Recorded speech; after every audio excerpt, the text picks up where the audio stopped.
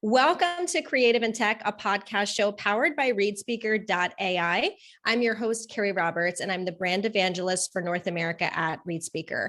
And today's conversation is all things gaming, accessibility, text-to-speech, and voice technology. And I have with me today a panel of three wonderful experts in this space. I have Morgan Baker. She's a game accessibility specialist and designer. I have Antonio Martinez. He's an accessibility consultant and editor-in-chief and mobility editor for game accessibility at Nexus. And I have Tom DiPietropolo. He leads our business development team, bringing TTS to gaming here at ReadSpeaker. I am so excited to have all of you. So welcome. Thank you for being here. Thank you. Great to see you, Keri. Thank you. Nice to be here. Thanks for having us. It's exciting. Yes. So I want to start with, Antonio, you and Morgan personally first. Morgan, I'll start this question with you. When did you first fall in love with gaming, and what did you enjoy most, but maybe also found frustrating in terms of accessibility? Yeah, that's a great question. So I started gaming when I was very small. You could say I was born with a controller in my hand. I started out with the Sega Genesis and was just absolutely in love with video games. And for myself, I really enjoyed the aspect of, going and beating a challenge and feeling rewarded whenever I beat a game. And also the secondary aspect is the social aspect, which especially to like multiplayer games and stuff like that, playing games with my friends and connecting with the community. So that's kind of the two big aspects for me. And was there anything that you found frustrating in terms of accessibility at the time or still do today? Yeah, so for myself, definitely the most frustrating thing is for myself, I have a hearing related disability. I'm completely deaf. So for me, the most frustrating aspect would be the fact that not a ton of games are inherently accessible to players who have hearing related disabilities. And I definitely experienced that. And I became more involved with the gaming disability community because I started to realize the soft and hard barriers I was experiencing. Yes, and I think it's wonderful that you are now not only helping your own problem, but for so many others as well. Antonio, the same question to you. When did you first fall in love with gaming? What do you really enjoy about it? And was there anything in terms of accessibility that you found frustrating? I also started very young, like Morgan as a kid. I started playing on arcades, and then I got my first personal computer, a Spectrum computer, just really long time ago. And what I loved about gaming was like, in physical games, I couldn't compete with my friends, I couldn't take part in activities, but with video games, I could be part of everything. And I joined other people and classmates after school. We traded games, would go to each other's houses to play games. My social life really changed and went from school is just for studying and being with friends to gaming is also part of my life now, and I can socialize with my friends, compete with them, and have fun. And there was a lot of really good memories that I have from playing with my friends since I was a kid. The friends that I made back then still are my friends today, like almost 40 years later. That's amazing. And it's all thanks to gaming. And then the most frustrating parts are for me because I have a physical disability, which causes me to not be able to have good dexterity, strength, stamina. Controls that are very difficult to press, like for example, holding down buttons, repeated presses, things like that. So as we are today, I think that that's what I want to help me change in this industry. That's why I'm doing what I do, not just for me, because I don't want other people that are going to come into the space to experience the same barriers that I did back then. Because also as my disability is progressive, every now and then my experience gets worse and more difficult to play games. And I want to keep raising awareness about those barriers and how to remove them. I love that. I think, it's wonderful to hear both of you talk about just the sense of community you felt with gaming and the friendships that have been built. And now again, how you've had maybe frustrations, but how you're helping yourselves and others in the same way. I'd love to kind of hear, and Antonio, I'll come back to you to start. How do you define game accessibility and what do those words mean to you? Well, just like another aspect of accessibility, gaming accessibility is just about removing barriers. Many people can have an impairment, and that doesn't cause a disability. Disability occurs because there is a mismatch between their impairment and the barriers that they face in real life. So in games, it's the same. For example, for me, it's controls, right? My impairment is about not having dexterity in my hands. So I could play any game in the past when I didn't have such a accused lack of dexterity. But right now, those games are not. So how can I change that? Well, just making the controls more simple, being able to customize them. So accessibility is just looking at what is causing the barrier between what a person can do, at what the game is asking them to do in a certain way, and making sure that they can do. Just like a ramp in a building is just because, not just because you need it, because there's stairs. Okay, that's one way to access the building. But having a ramp makes sure that everyone can access the building. Yes, I love that analogy. Like you said, it's something that everyone can do. Morgan, your thoughts here in terms of how you define game accessibility and what does it mean to you? Absolutely. I completely agree. And I'm sorry, my cat just jumped on my desk and is now rubbing herself on my mic. I don't even know if you can hear that. No, you're good. Okay, great.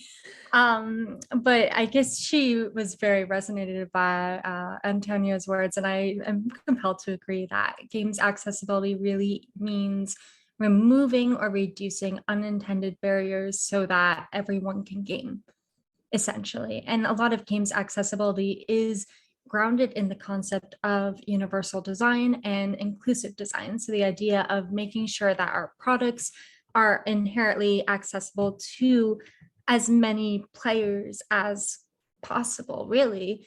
I totally, Antonio, I agree with like the motor controls and stuff like that. And for me, especially given I'm deaf and I have other disabilities as well, but a lot of it comes down to the conglomeration of all these different inherent design decisions, as well as providing, very specific and impactful options to make sure that players can enjoy the game and have a both challenging and rewarding experience, but also one that they can truly have. So that's what games accessibility, when I think of it, it means being able to play and being able to be part of this community and enjoy games just like everyone else.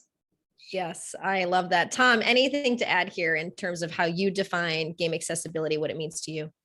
Yeah, so it's interesting where, I just started on this journey a year ago as I started to lead ReadSpeaker's, game development and game accessibility initiative. And, I think it's the key is enjoyment. It's allowing players, to participate and enjoy the games. And that's where I enjoy conversations with Antonio and Morgan so much is, hearing, the way that they're able to participate in games in the community. So I think it's so important that when game developers are thinking about, designing their gameplay and supporting, gamers of all levels, that, they think about what features and what things can they do, during the design process to make the games more enjoyable for the entire audience. Yeah, I think you're right. Again, it really goes back to that sense of community and interaction and making sure everyone has a piece in it in a way that works for them. I want to talk, stats for a moment to whatever extent maybe you can. Can you give, Morgan, I'll start with you, give people maybe an estimate of what percentage of gamers have some sort of disability that they might need a game to be accessible in order to play? And are there a certain amount of games out there that you would say are very accessible at this point? Yeah, so in terms of percentage of gamers, we can kind of look at just general stats, which is that 20% of people live with one or more disability, and that is not including those who have temporary disabilities, breaking an arm, or situational disabilities, such as, being in a room that's loud and not being able to comprehend speech as a result. That is a lot of people, and that is a lot of people, people with disabilities have money, and they want to play games too. And so that's a huge portion of the market. You'll find stats, for example, that a strong majority of players during Assassin's Creed used subtitling. For example, it's everyone uses these features and everything. And so with 20%, and that's a minimum, again, keep in mind, I live with one or more disability, that is just a ton of people. Yeah, I think you're right. Again, if you think 2 out of 10 people have some sort of disability, it's a larger percentage than we think. And as you just said, in a kind of a funny, simple term, people with disabilities have money and they want to do things too. And how important it is to really be thinking about this in terms of gaming. Antonio, kind of the same question. Any stats to kind of share here, or any thoughts on, the percentage of games that you're seeing now that are accessible? Well, the numbers are like the same that Morgan did. Between 15 and 20% of the people have disabilities. There are impairments also that don't count as disabilities. Like, for example, color blindness doesn't count as a disability, but it is. And I think it's 8% of male have it. So that's a high percentage of male. So we are not making sure that games are just being accessible to those with an impairment right now, but also to people that will have it at some point in his life. Just like Morgan mentioned, like there are temporary disabilities and there are situational disabilities. For example, if you're in a room, I just said, and you have your baby on your side, you're taking care of him, you maybe want to like be able to enjoy the gaming story, but you don't want to have the TV on, right? You reduce the volume and turn on subtitles because you need to hear your baby. So a feature that is supposed to be only for accessibility helps everyone at some point in life. And also, as we age, we have to consider that we are not going to be the same. While the gamers that are right now smashing buttons and being super happy about it, in 10, 15 years might have any kind of issue, or yes, old age, and might not be able to use it. And they will need the same feature that we all did, because these features help mostly people with disabilities, but they help everyone just to customize their experience and make it better for them. As for games, there is no real stat, because that is impossible to say like what game is accessible for who, because accessible means that someone can play it without barriers, right? So what, for example, might be accessible for Morgan might be accessible for me, even if it has accessibility options. So there is no way to know what percentages. But the number of games that are incorporating and taking a look at accessibility is growing every year. Like I remember that in many conferences like GA-Conf, we used to have like this part of a talk where someone would say, okay, so this year, these games have accessibility options, right? And the list would be like 20 games. And then the next year it was like 40. But now we go to a point when we get to that part, he just names a few and he says, but there are so many games that I cannot name them because I would need like many hours. And that's one very good sign. Yeah, I think you're right. We're seeing this kind of growing change, but also the growing need as more people talk about the importance of it as well.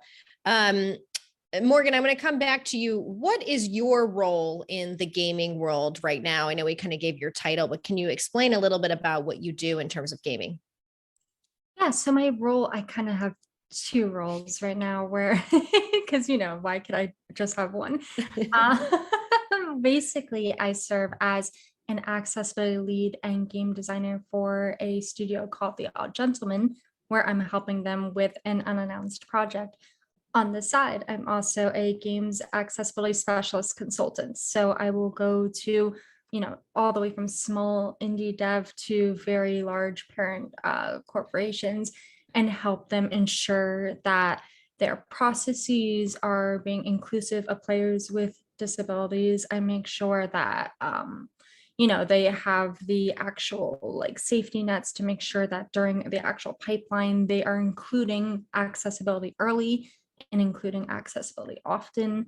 I also perform heuristic reviews benchmarking and workshops, whatever. It depends on the organization and what they need. And so I try to keep myself flexible. But that's primarily the two things I do for games accessibility within the actual industry. Yes. And I think I was going to say overall, just an overall advocate and an evangelist in your own way for all of this as well. Antonio, same thing. Can you talk a little bit about kind of your role in the gaming industry now and the type of work that you do? Well, right now what I do is just like more I do some accessibility consultant from indie to whatever size. I'm always willing to help, sometimes for free, out of time, because maybe some developer doesn't really need a consultancy, just has a couple of questions. It doesn't take time for me to just answer those questions and make sure that the game is going to be more accessible for everyone. But the way that I entered the industry was by making reviews for a site called Can I Play That? And then I moved to create my own site called Accessibility Nexus, and I do mobility reviews there based on the aspect of accessibility and also the editor-in-chief. So I revise and make the management for the different other people that collaborate with us, make sure that everything goes fine, do the edits, I don't know. There's a lot of stuff that you have to do. We are working hard and we really like what we do. Like I met Morgan thanks to that, because I saw one of her articles, an amazing review of a heuristic analysis of, I think it was Valorant, and it was absolutely amazing. And we had the luck that she jumped into us on the project of Nexus, and since then we have been friends and collaborators because her work is amazing. I love the love for this community. It's so wonderful to have all of you here. Tom, can you talk a little bit about kind of your role in this gaming space as well? Yeah, so it's interesting. First, the way I met Morgan was the same thing, reading one of her articles in what I call I was in my learning role in game accessibility. It's new industry for me, as trying to understand, where accessibility, comes into video game development. So, I read a couple of articles published by Morgan, and same thing with Antonio, reading the articles published by his organization. So over the year, I've been learning, and now, I like to see myself as an advocate, so that when I'm talking with game developers, I'm saying to them, have you thought about accessibility? What's your accessibility plan? So I like to look at myself as, both, someone that talks about ReadSpeaker and our, game engine plugin and our text to speech, but also just brings awareness to the industry. And, from an advocacy role to say, have you thought about this? And you're in the design process. Now is the time to think about this, not at the end of the project. So it's been really rewarding for me over the first year, in learning mode. And now that, I kind of transition into more of an advocacy role. Yes, no, I think it's good. The more we talk about this, the more things start to change. And, all of you are doing that in your own huge way. I want to start with going back to Antonio. In terms of some games that you're playing right now, is there any ones that you are playing at the moment, or you really enjoy, or you think are doing accessibility really well? Well, that's interesting because I'm playing a lot of Yu-Gi-Oh! Master Duels, which is not great in terms of accessibility for many aspects. But for mine, like for mobility, it's very easy to use. You only have to use the mouse. You can do easy controls. And it's a game that I used to play, like the old version I played when I was like 20 something, and I played for many years. It really resonated with me. I was able to enjoy not just the community, but I made friends that, again, all over the world, in Japan, Australia, USA, South America, everywhere. And we created this wonderful community around, cards and dueling. So going back into this game really is making me feel again like my old self in a way, and I can stop thinking about it. So I'm really enjoying it. Way too much, probably. Like I have around 130 hours in like 3 weeks. So it's probably too much. but I can stop thinking about it. But other games that do very well in terms of accessibility are, for example, Far Cry 6 did really well. I enjoyed too. Games like Halo Infinite did very well too. I'm also playing that. And Forza Horizon 5 was really great for me. I'm playing a lot of that too, driving around, enjoying the experience of, it's not a game for me, for me, it's more like I am driving in real life. It's what I would do in real life, listening to music, jamming, going down the vistas. It's beautiful. And I think those games are doing very well, and I love it. I like that. I love how you, again, not only talk about the friendships and the community, but the experience. You said, it's kind of has a realistic feel to it. You feel like you're really a part of it. And I think that's an important piece as well. Morgan, are there any games that you're playing right now that you're really enjoying, or ones that you think do accessibility very well? Yeah, so at the time of this, Horizon Forbidden West just came out. So I've been playing a bit of that. I am very excited. It's actually kind of funny because I can't sadly play too much of it because I'm in the middle of a very large project. But I did cheat, even though I told myself, no, Morgan, don't play any of it. And then I ended up downloading it. And I was like, well, I'll just start just the tutorial, and oops. Whoops, that's it. But the game itself really impressed me so far in terms of accessibility. They do offer a robust amount of options, especially for players who are deaf and hard of hearing. They offer a lot of motor and mobility solutions, which of course I can't speak to that beyond my own experiences, which they are helpful for me. And I've noticed that they have had a vast improvement from their first game to second game. So I was very, very happy to see that progress, because the first game, was already, at the time period it came out, people considered it a really solid in terms of accessibility. And so it's just very nice for me to see, as the standards keep rising and we keep exploring how to make games more accessible from a developmental standpoint, as well as from a just design, because we just have to keep actually learning how to do the design and such like that, seeing the progress from the first to the second game, and kind of reflecting back, thinking of the first game and me being mind blown at the time, and now seeing this new one and I'm even more mind blown. I mean, it's very nice to see that. So, shout outs to Gorilla for their congratulations to them for their release. I think the entire internet has been taken by a storm for this game. So that's definitely one I've been playing recently. Besides, the other game I'm playing right now is Earthbound, which, you would think that I was going to break up a game that just came out recently, but actually it's really nice to go back to, older game, SNES, depending on what you're dated, older game. But going back and playing games like that where, a lot of times accessibility, we see it in every single product. So even though accessibility might not be explicit, going into a menu and clicking on the accessibility settings, it's kind of always present. It's just a matter of, how it's actually applied. And so playing an older game and seeing small tidbit design choices that they made. For example, the game has excellent text contrast. It has excellent UI contrast and things like that. It made me think about we're doing pretty good. We've come far, but it's nice to see that even in older games, accessibility was always present. Perhaps not purposeful, but it was nice to see that. Anyway, but those are the yes. I love, Morgan, too, that you had said you're like, okay, I'm working on something. I'm not gonna play the game too much, but it was good enough that it got you so excited. And I feel like that showcases a good product that's made if people are like, I want to keep playing. So Tom, are there any games that you're playing right now that you are really enjoying, and have you noticed, some accessibility things that they've added that you've enjoyed?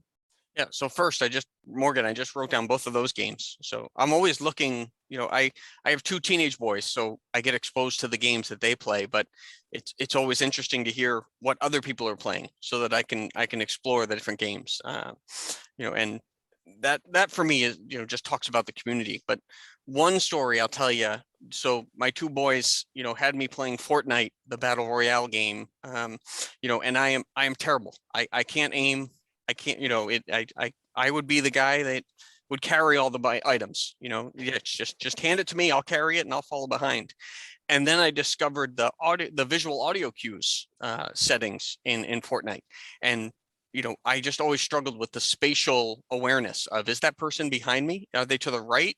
And now with those visual audio cues, it's like, it helps me play the game and keep up with my my two boys a little bit, so that, I'm not just carrying the items. So it's improved my experience leveling that accessibility feature. And and that's what it is for me. It's just an added level of a different way to experience the game. Yeah, I like that. And I want to come back to you, Morgan, because you had mentioned, you noticed kind of the changes as you play an old game versus a new game. Can you talk a little bit about, what improvements you've kind of seen over the years, the adoption of things like voice technology, closed captioning, et cetera? How have you really seen this gaming industry change in terms of accessibility? Yeah, I think that's a really good question. I think how the industry has changed in terms of accessibility truly it really boils down to awareness. And the idea that, gamers with disabilities have always existed, but perhaps maybe not always acknowledged to the grander scale that it should have been. Because we have like some early examples, like the Nintendo controller with a sip and puff sort of situation, where like, that developers were aware, but like nowadays, especially in the past decade, 5 years, even like 3 years, 2 years, people have become more and more aware of accessibility as a practice and inclusive design as a practice. And so as a result, what comes with awareness is purposeful design within developmental processes. So, for example, I was reflecting on an older game that had accessibility, but maybe not so purposeful. Whereas now we have, for example, Fortnite, where they're being more purposeful with their design. We have games like I just talked about, Horizon Forbidden West, where they're purposeful with their design. The Last of Us Part 2, where that is extremely purposeful with their design to ensure that as many gamers with disabilities or without disabilities can play and enjoy games. So, things like including text to speech, including closed captions, and not just including them, but having customization options for them. Things like including within the actual design itself, not just throwing 10,000 options, but actually making the design inherently accessible from the beginning, which, keep in mind, you have to do that really early on in production cycle. So it's still a tough thing to tackle, but making sure that your game is inherently accessible. People are doing that more and more today, like especially in the past couple years. Yeah, I like the term purposeful design. I think that's a really good point. Antonio, are you kind of seeing over the years, what kind of changes have you seen in terms of accessibility within this gaming space? I would say, yes, like Morgan, that the big thing is awareness. As people have always known that we existed, but maybe they were not consider the needs of the disabled community. But now we see that they know and they care, and they really are putting the work into it. And you can see it in things like very little things. Like, for example, I remember many years ago, I like to play shooters. I was being playing shooter games.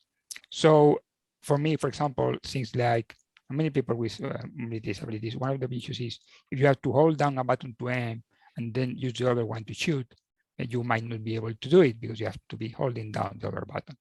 But now some games in the past had like a toggle option where you just click once, you go into aiming mode, and then you can just use the same finger to click to shoot, and that gives you the same or a more equal experience to other people.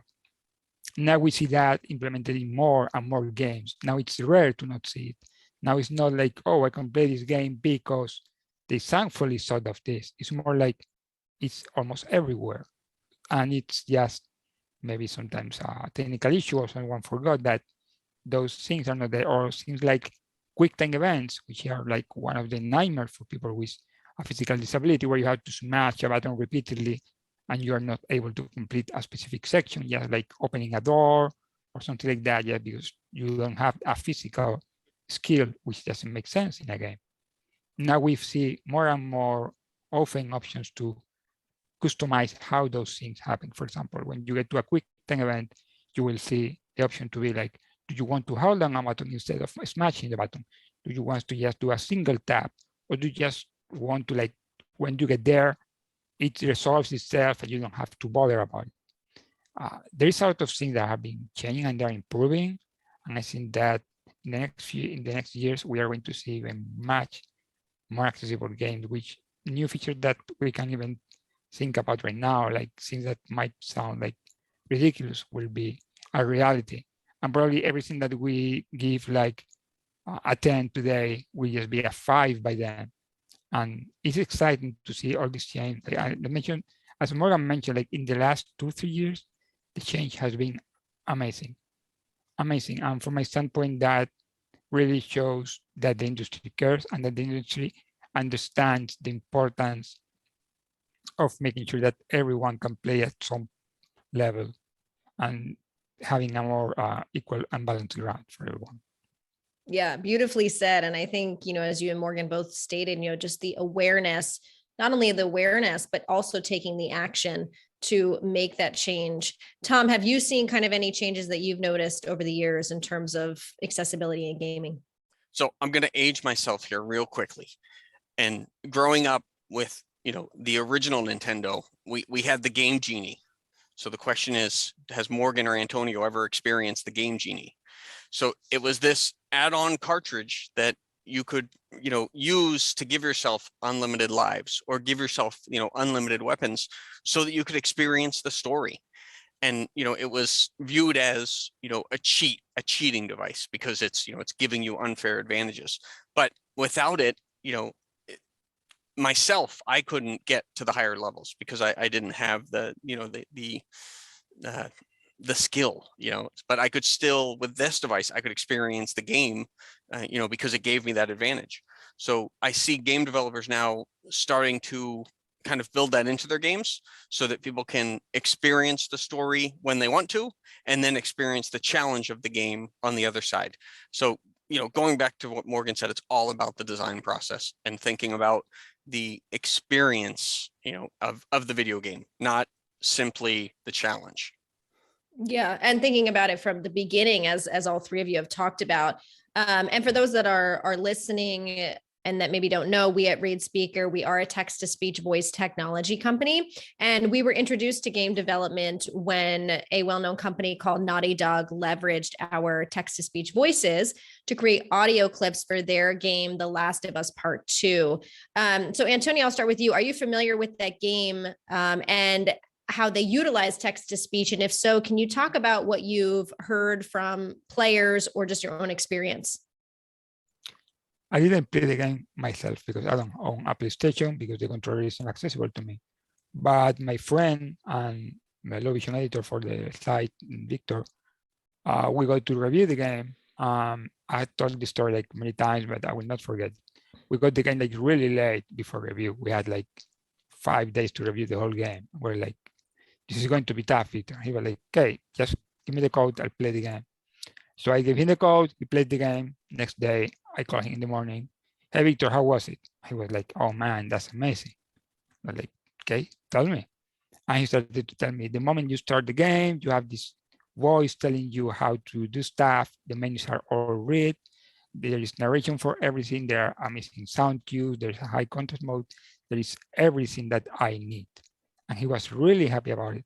And he was delighted. Like he was really like very tired, but he wasn't tired because he was playing the game. He was tired because he couldn't stop playing the game.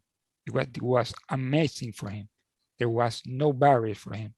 And that kind of experience, that kind of joy, I've been working with Victor for many years and I hadn't heard that before. So that was when I knew that the game was going to be amazing. Even before they released the list of features, that was something that changed, I think, at that point, because other games had menu narration before, and that was great, but not in that level.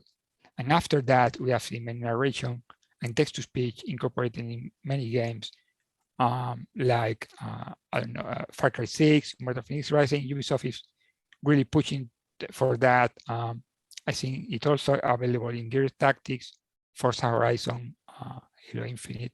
So the list of games keeps adding because they know that it's a very important feature. Because if the moment that you run the game, the first thing that someone with low vision or is blind, here it is, this is how you set up your game. It's like, welcome to your game.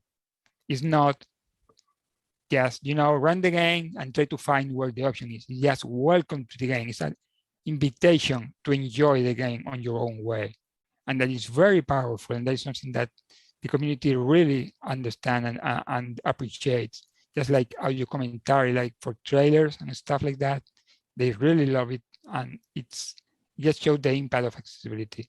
And The Last of Us Part 2 was the one that really showed the world what it could be. And many people have been following track after that. And Morgan knows because she worked on that game. Yeah, and before I get to Morgan, I just want to point out, beautifully said how you said it was an invitation, welcome to your game, and for your friend to feel like there was no barriers and to feel like I can fully enjoy this. I don't have to change anything. I don't have to feel frustrated. And what a great experience all of us should be able to have in that way. And I appreciate you kind of talking about it to that extent. Morgan, I'd love to hear your thoughts on this as well. Yeah, so first of all, I worked on the title specifically for deaf and hard of hearing accessibility, alongside low vision, blind and sightless experts as well. Of course, I can't perfectly speak for everyone, but I do know, well, especially I love the points with Victor. Between Victor, I know Brandon Cole, James Rath, Steve Saylor, Sightless Combat. I mean, I could just list all of these excellent low vision, blind and sightless experts who, please, everyone who is listening into this podcast, please go and read their reviews on The Last of Us Part 2 to get their impressions. But overall, they share the joy and the happiness of being able to play the game thanks to the use of text to speech within it, which is something that I know the two co-designers, Amelia, sorry, I'm so bad, and Matthew, the two of them together, they really utilize this technology to try to create as extremely accessible experience for low vision, blind and sightless players as possible. Of course, like any other game, The Last of Us is wildly, they offer things that we've never seen before in the games industry. And I am so proud and so happy. And someone, especially like me, just the features that they have created, I was able to play a game like this for the first time with ease and efficiency. Of course, there's always room for improvement, but in terms of the low vision, blind and sightless experience, it was absolutely exceptional, especially for the time period it came out. And I say that statement purposefully because I'm crossing my fingers as games progress. We can look and say, look how better things have gotten since then. So that's why I say during that time period, I'm crossing my fingers right now. So that's my impression. Yeah, I love it. Well, again, congrats to you on working on that. And, you can hear your passion and excitement, not only for the game, but for the people that you worked with as well. And I think, again, we're kind of hearing this theme that it's, everybody wants to be included and feel like something is for them. And when people work with people who understand it and are experts, it allows them to create something that is much more inviting, as Antonio just kind of mentioned. Tom, did you play this game, or did you have any experience or hear anything with this? So I have played it, but the key for me, what really kind of got my attention, the text to speech was a great feature, but then Naughty Dog took it to another level where they created the text to speech in 18, 19, 20 languages.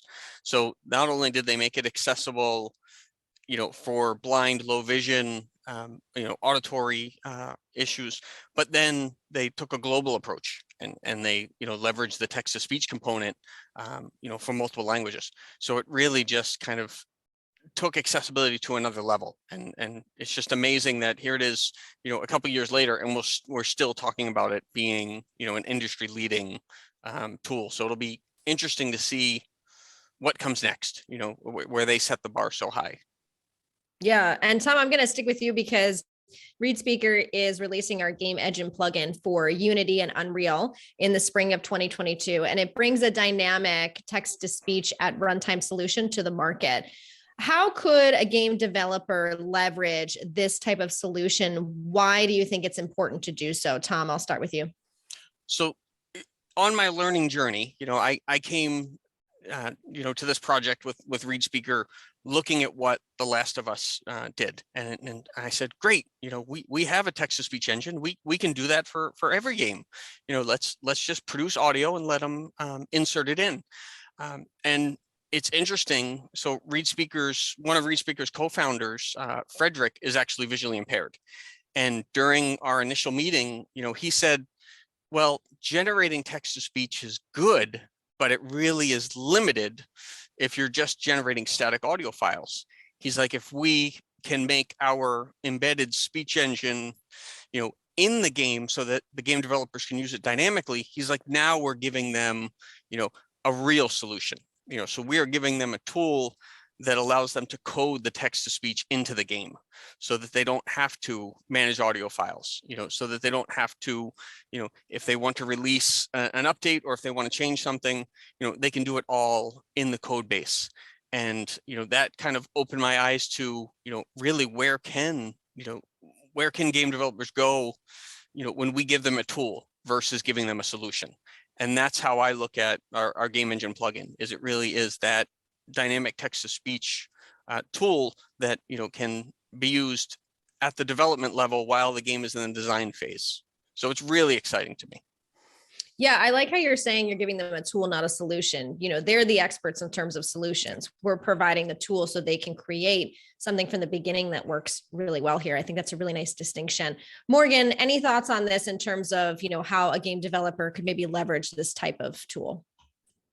Yeah, absolutely. What I think is great is that, and what I really do hope is that for a tool like this, it'll help streamline processes for developers, especially those who are thinking of accessibility early and thinking about accessibility often.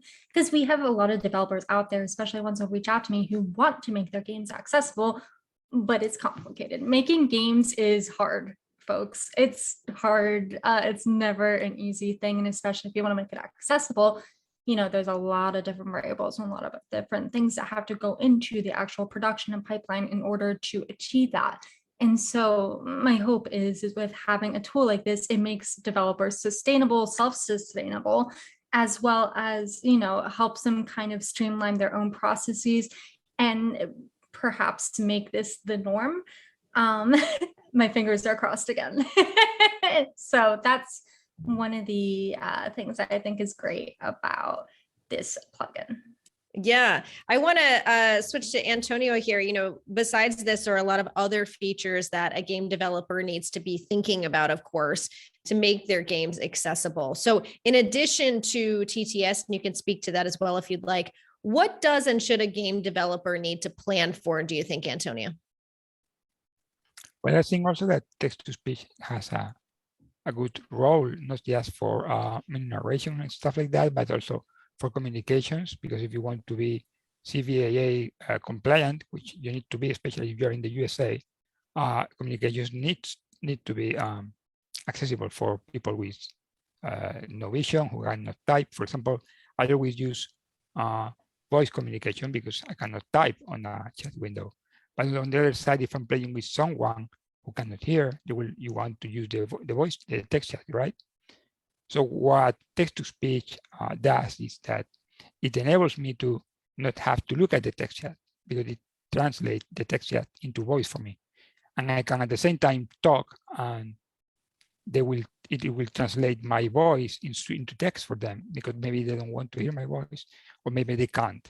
So that works also. So that's very important. And also in terms of other features that should come for me specifically, I would say it would be things like easier ways to control the character, avoid specific repetitive mechanics that make no sense, like holding down buttons for opening chests is something that is very common these days, or for gathering items. There is no need to hold. We see that we are allowing players to customize that. So we have game where you have a slider that allows you to customize for how long do you want to hold down a button, or for how much time do you want to be able to have to hold on the sprint button, or maybe you don't want to hold on the sprint button, you just press it once and you run, or maybe you just press forward the stick and the character will run forward without stopping, and that is going to save you strength, and that strength that you are saving is going to allow you to play for longer in a more comfortable way. So all these features are coming now. I hope that one day we can see something like controlling the game with the mind, which is seems like science fiction, but we are starting to see like small things in that field, very tiny specs, but I think that would be great. Just please allow people to remap all their keys, please. You don't have to assume never that a player is going to play in a specific way, that they can press multiple buttons just because you can. Give them the option to do more simple things in another way, because you never know who is behind or in front of the screen. You never know what they can do or what they cannot do. So it's good to have an open mind. Yeah, again, beautifully said. It's not just about something that you can do, but really thinking beyond that. And I'm sure, as both of you have talked about, it's important to speak to people who are doing that every day so that you can have that kind of broad discussion to figure out the right things. Anything else, Morgan, that you would add here for game developers to kind of know, to be thinking about in terms of, making games more accessible, other features or things you can think of? I think the biggest thing, and Antonio really just hit the nail on the head, so there's not much to add besides just thinking of games accessibility early and often, involve the community, interact with your community, talk to specialists, educate yourself. Microsoft now has a fundamentals course, take that, make yourself familiar with the subject matter, and don't be afraid to really dive into it, really. And I was going to say, you just mentioned Microsoft, recently Microsoft published the Xbox accessibility guidelines. How do you see the console makers impacting video game development in relation to game accessibility, Morgan? Yeah, so the Xbox accessibility guidelines are great, and they just did a very huge update for it, which is amazing because like any other subject matter, games accessibility is just rapidly improving, and the subject matter is rapidly expanding, especially like the past 3 years. It's like a whiplash sometimes, which is great because things are just getting better and better, especially with things like the ReadSpeaker technology.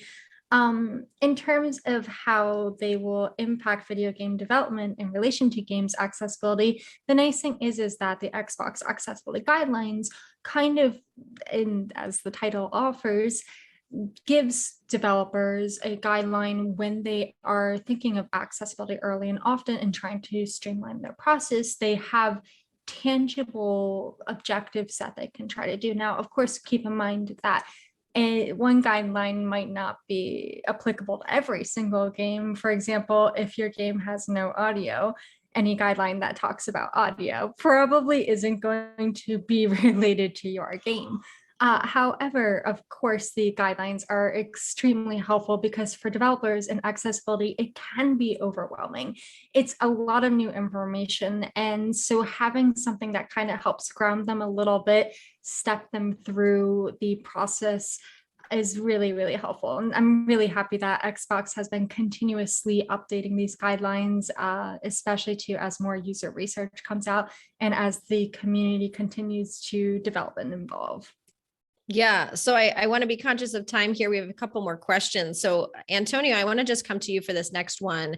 There might be some gaming companies that say, we don't need to make our games accessible. It might be a nice to have, but it's not a top priority for them. Maybe they say, well, 20% of people, that's not a big deal.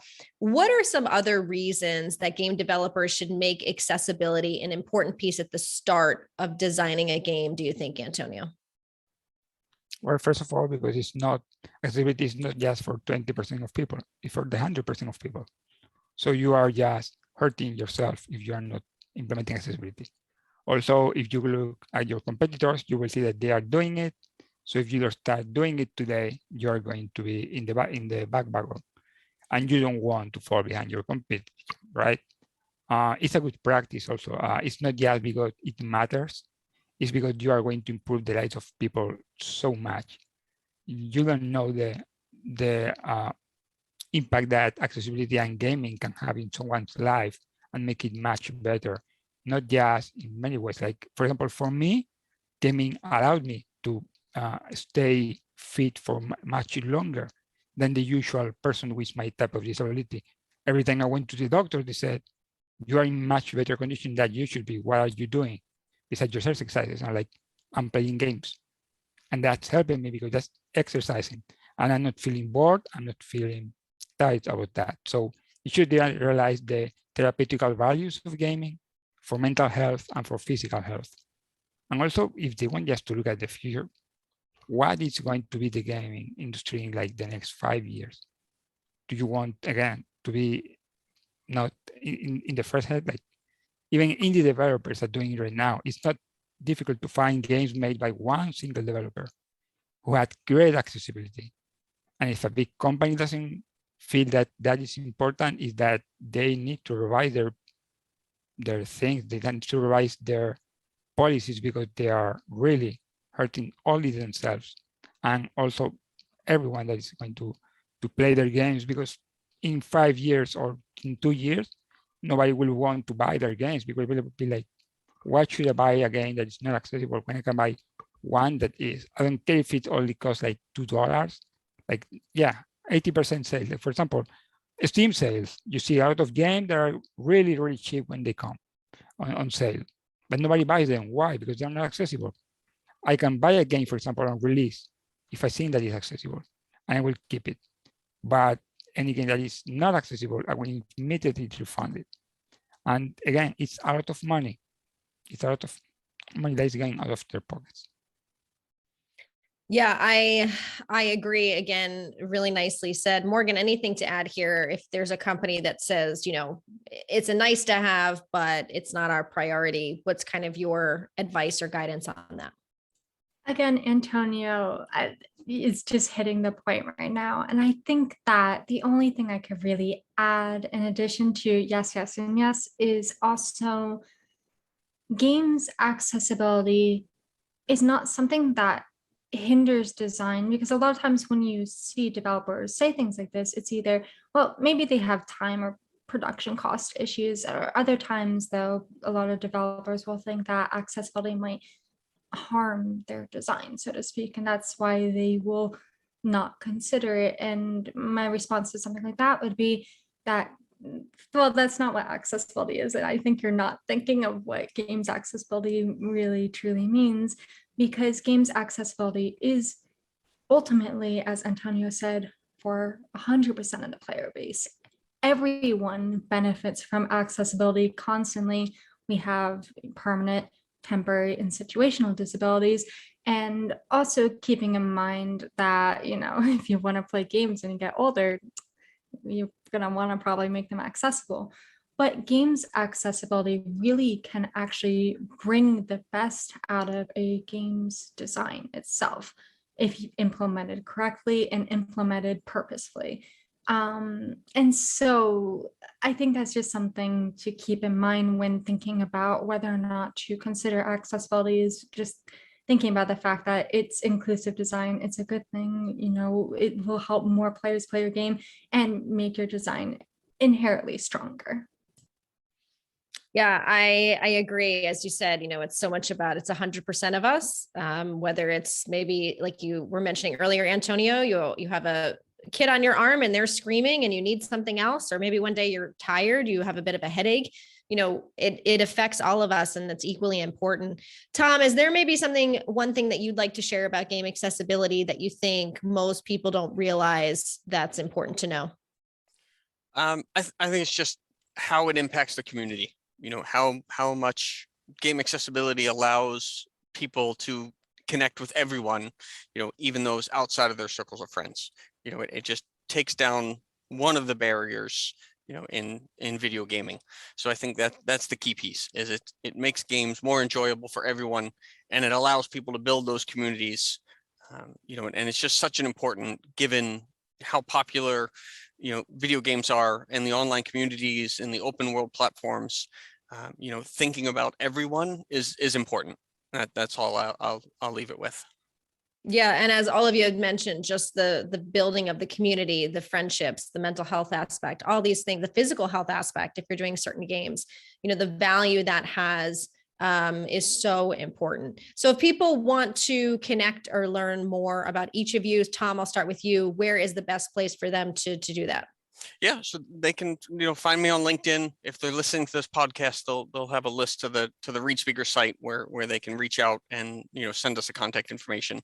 But, once we do connect, I'm, on Twitter, on Discord, and engaging with game developers every day. Perfect. Antonio, if people want to learn more or connect with you, where's the best place to do that? They can do that through our site, gameaccessibilitynexus.com. They can do it on Twitter at GameA11Y Nexus or at Black1976. And then they can also just find me on LinkedIn. I'm always happy to talk with them and share my insight on or help in whatever way I can. Perfect. Morgan, where can people connect with you or learn more?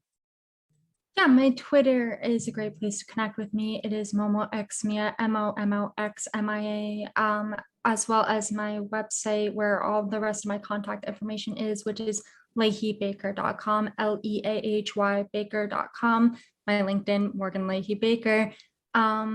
And I do have a Discord, but I don't know my numbers. It's like, so maybe just connect with me else. I was right there with you, Morgan. It was like, find me, and then we'll connect again. But yeah, it's perfect. Well, I appreciate. Yeah, I appreciate you all being here, and thank you so much. And if you are listening or watching, don't forget to check out more at ReadSpeaker.ai and look under our gaming section. And we look forward to chatting with you all again soon.